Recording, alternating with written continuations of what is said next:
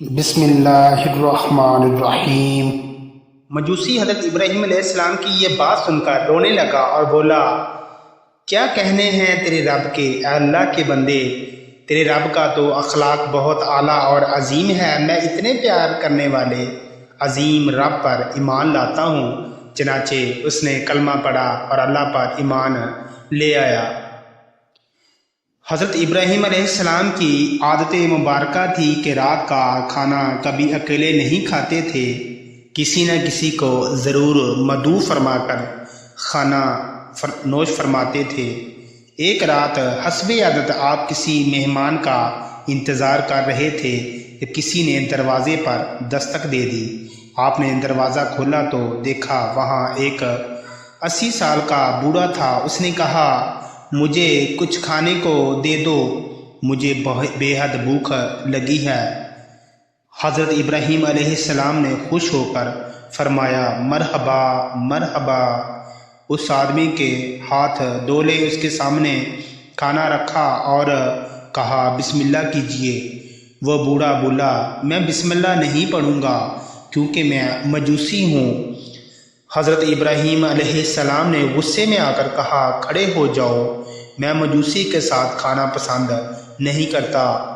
وہ بوڑھا چلا گیا۔ ادھر پلک جھپکتے ہی حضرت جبرائیل علیہ السلام آئے اور بولے، اللہ تعالیٰ نے فرمایا ہے، اے ابراہیم علیہ السلام، منکر تو وہ میرا ہے، میں نے تو 80 سال میں کبھی بھی اس کا رزق نہیں روکا۔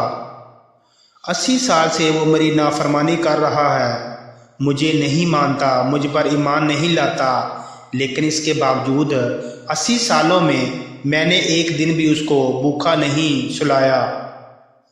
حضرت ابراہیم علیہ السلام یہ سنتے ہی اس مجوسی کے پیچھے دوڑے، تھوڑی دور گئے تھے تو وہ مل گیا۔ آپ علیہ السلام نے فرمایا، اے اللہ کے بندے، مجھے معاف کر دو اور میرے ساتھ چل کر کھانا کھا لو، آپ کی وجہ سے اللہ مجھ سے سخت ناراض ہو گیا ہے۔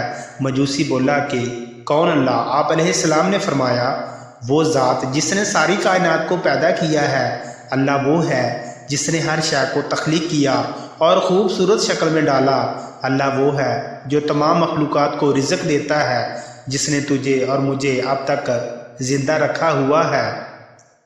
مجوسی حضرت ابراہیم علیہ السلام کی یہ بات سن کر رونے لگا اور بولا، کیا کہنے ہیں تیرے رب کے، اے اللہ کے بندے، تیرے رب کا تو اخلاق بہت اعلیٰ اور عظیم ہے، میں اتنے پیار کرنے والے عظیم رب پر ایمان لاتا ہوں۔